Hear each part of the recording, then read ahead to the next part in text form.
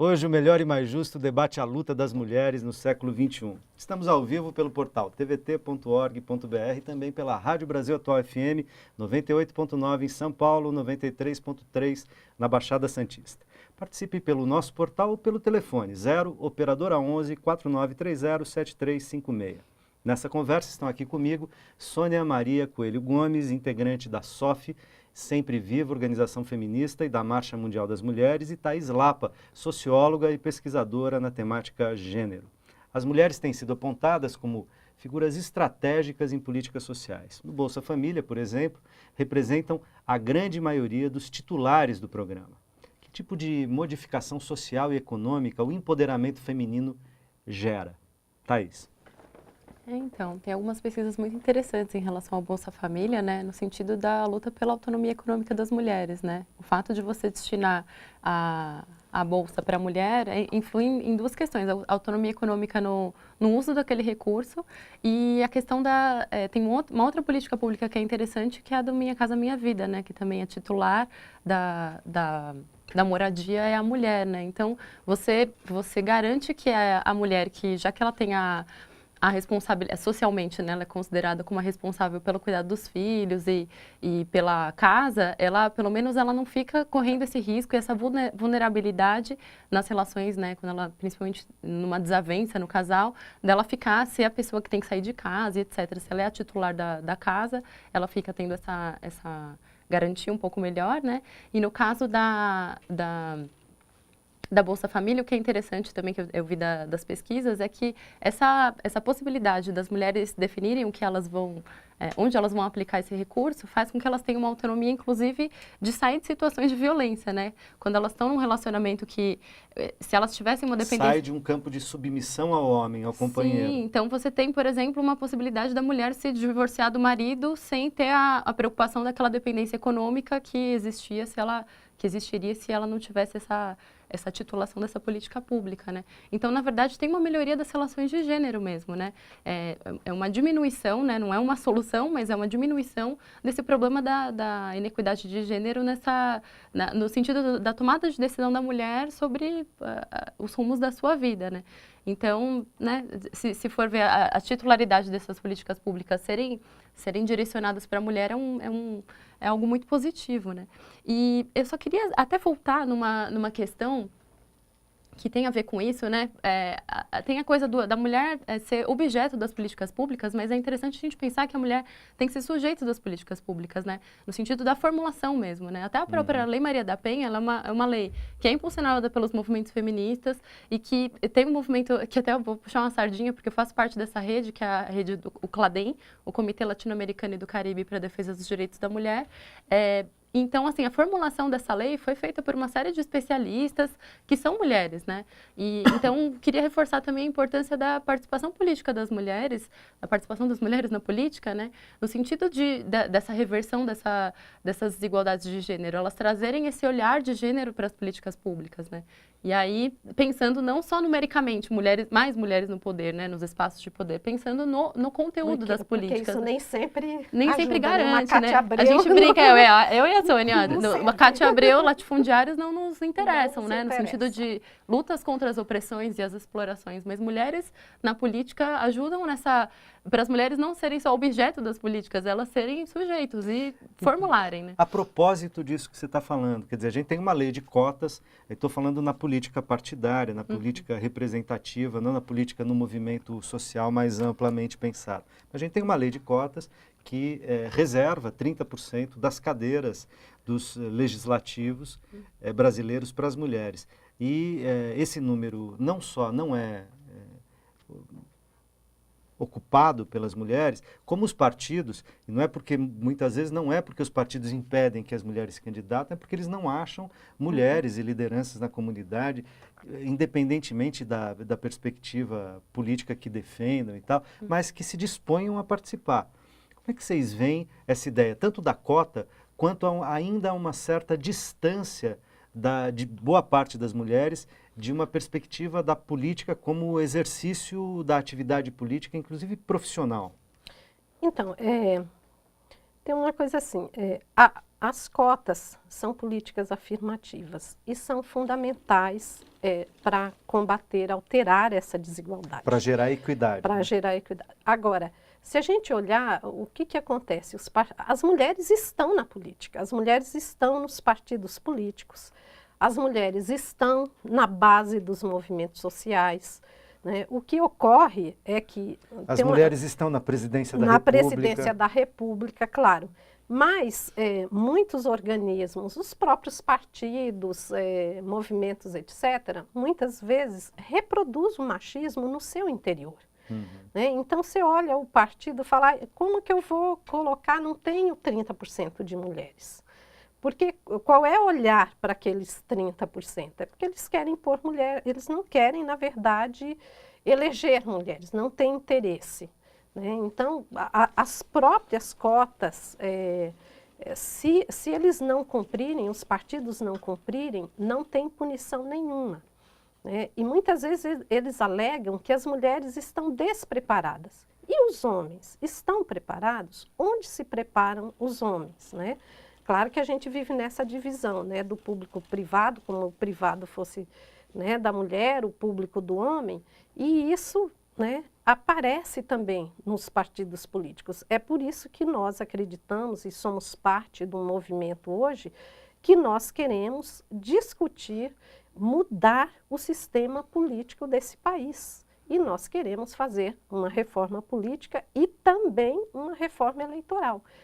Como que você elege mulheres... É importante dizer que não são a mesma coisa, né? Não é a mesma coisa. Tem gente que acha que reforma política e reforma eleitoral são a mesma coisa, são sinônimos, exatamente. E não são, né? Nós queremos uma mudança profunda nesse país em termos de participação política. E nós queremos, nesse campo, como você falou, da cota, nesse campo eleitoral, é impossível você hoje eleger uma mulher se você não tiver financiamento público.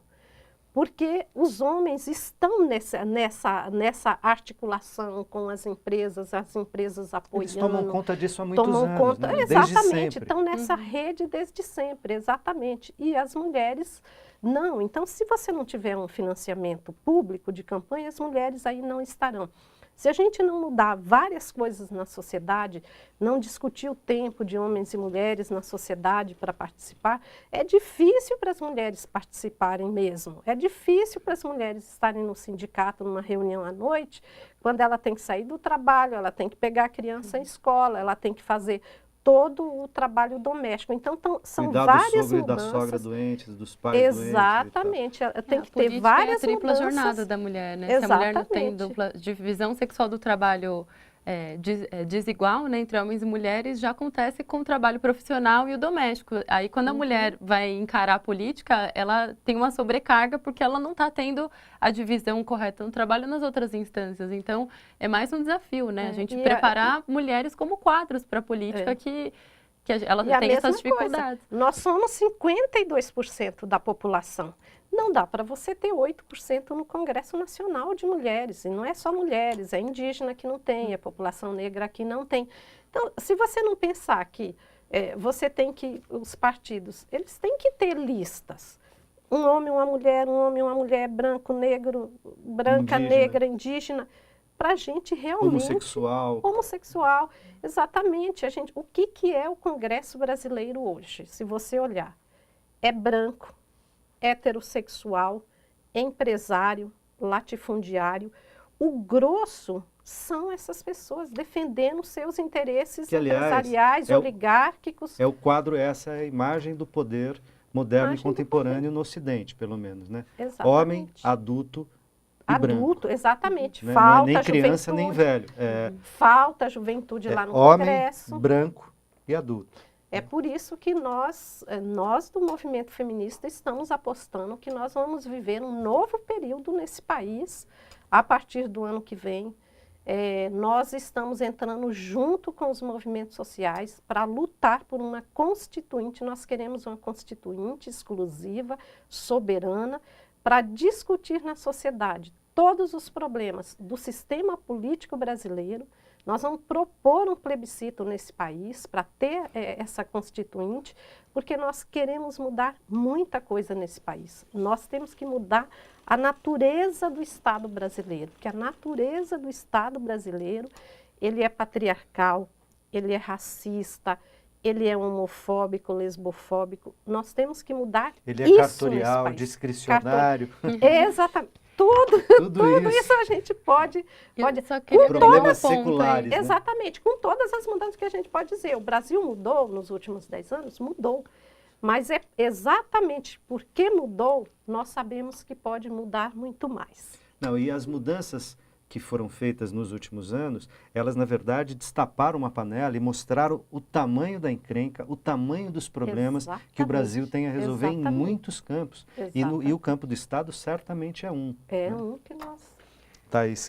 Dentro dessa discussão que é muito importante, né, a questão da constituinte, uma constituinte exclusiva para a gente mudar o sistema político, e essa questão da gente mudar, propor mudanças estruturais, né, no Estado, eu só queria reforçar um ponto que é importante para a gente pensar a influência nas políticas públicas, né, uma mudança necessária para a gente garantir políticas públicas para as mulheres, que é a garantia do Estado laico, né, a gente tem a garantia, né, a gente tem um Estado que é homofóbico, que é opressor contra as mulheres, que é racista e oligárquico, né, e todas as enumerações que a gente colocou, e é um Estado que não está respeitando, né, essa diversidade religiosa que existe no nosso país, e muitas, né, a gente tem na nossa Comissão de Direitos Humanos uma pessoa que propaga discriminações e preconceitos à torta e direito, né, que é o Marco Feliciano.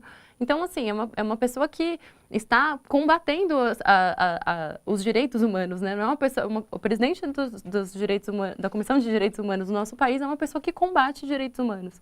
Ele, né, ele está destoando da sua função e, assim, se a gente pensar numa mudança de sistema político, isso teria que se tornar inadmissível, né? Os direitos humanos precisam ser defendidos, sustentados.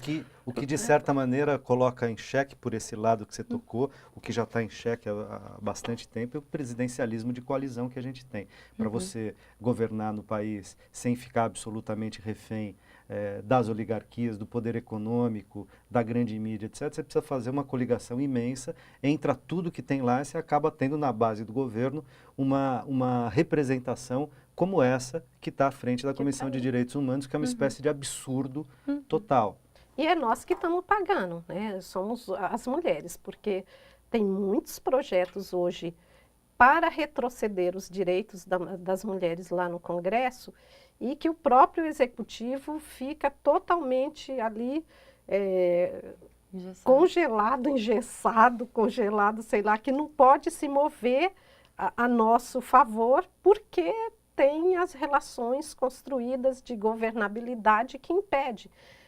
Hoje mesmo, você estava falando do Marcos Feliciano, ele fez uma audiência pública ontem para fazer uma CPI do aborto no Brasil. O que é a CPI do aborto no Brasil que eles querem fazer?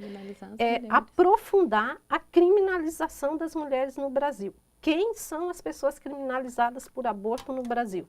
Mulheres pobres, mulheres negras, num país que se faz 1 milhão de abortos clandestinos por ano. Violentadas, exatamente. E ele quer fazer uma CPI que aprofunda essa situação, que aprofunda exatamente essa situação de discriminação, que é parte, que hoje as mortes por aborto é parte aí do quadro de mortalidade materna no país, que coloca o Brasil numa situação bastante, né, complexa, complicada, né, porque a mortalidade materna, a morte, né, das mulheres durante aborto, o parto, né, é um indicador de uma situação muito ruim, né, no país. Os nossos números são muito altos comparados com qualquer cenário internacional. Exatamente. E num país como o nosso, onde as mulheres, o direito sexual não está difundido e as mulheres, além da falta de direitos em muitos outros campos, não têm direito sobre sua própria sexualidade, seja por impedimentos da lei, seja por representações e forças sociais como essas que a gente acabou de apontar. Né? Veja, a gente tem situação aqui em São Paulo que do metrô, de milhões e bilhões e bilhões que está sendo roubado sistematicamente, né, do transporte público de São Paulo. Ninguém faz CPI, Não, ninguém veio falar em CPI. Agora vai fazer uma CPI do aborto para criminalizar mulheres pobres, né? Que absurdo é esse? No Brasil, quem tem dinheiro, quem pode pagar R$3.000, faz um aborto sem nenhuma culpa, sem nenhum problema, e todas as mulheres fazem, da classe média, mulheres ricas, fazem sem nenhum problema. Quem tem problema, quem tem consequência dessa situação? São as mulheres Quem mais não tem pobres, acesso, as mulheres da classe trabalhadora, quem não tem tem dinheiro. acesso, exatamente. Agradeço muitíssimo a presença da Thaís, a presença da Sônia Nós e a que presença de agradecemos. vocês que nos acompanharam até aqui. Logo, o conteúdo desse programa estará disponível no nosso portal, onde você pode sugerir temas e rever outros debates que já fizemos. Acompanhe a nossa programação também pelas redes sociais, facebook.com/RedeTVT, pelo Twitter, @RedeTVT e pelo canal 13 da NET. A gente se encontra na próxima quinta-feira ou a qualquer momento pela internet. Forte abraço!